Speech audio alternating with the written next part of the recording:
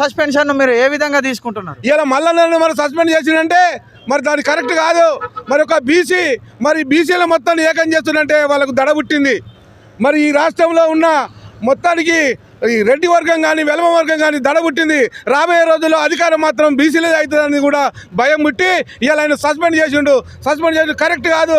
దాన్ని మనం అందరం కూడా ఎస్సీలు బీసీలు మొత్తం ఏకం కావాలి. ఇలా మల్లన్న జరిగినట్టు రేపు ఇంకో అన్న కూడా జరుగుతుంది. అలాంటి జరగకుండా మనం అందరం కూడా ముందుండాలంటే ఖచ్చితంగా ఆయన జరిగింది. మనం అందరం కూడా బహుజన రాజ్యాధికారం రావాలంటే మనం అంతా ఏకం కావాలని కోరుకుంటున్నాం. ఇక ఎల్మ వర్గం కానీ రెడ్డి వర్గం కానీ వీళ్ళందరూ కూడా ఏం చేస్తున్నారంటే మరి బీసీలను ముందుకు రానిస్తలేరు.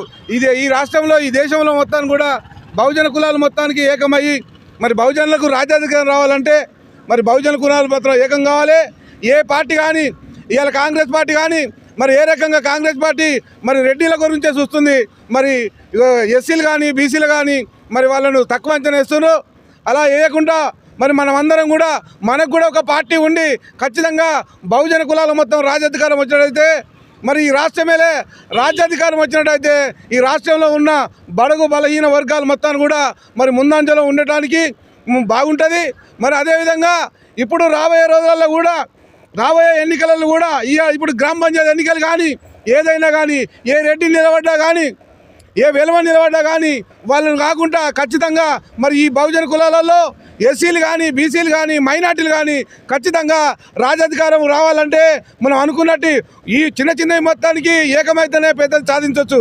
అందుకే గ్రామ పంచాయతీలలో కూడా మనం ఖచ్చితంగా ఎస్సీలు గెలవాలి, బీసీలు గెలవాలి, మైనార్టీలు గెలవాలి.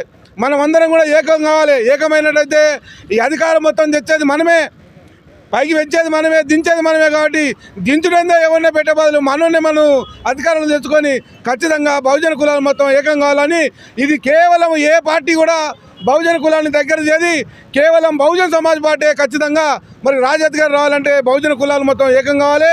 ఎస్సీలు బీసీలు మైనార్టీలు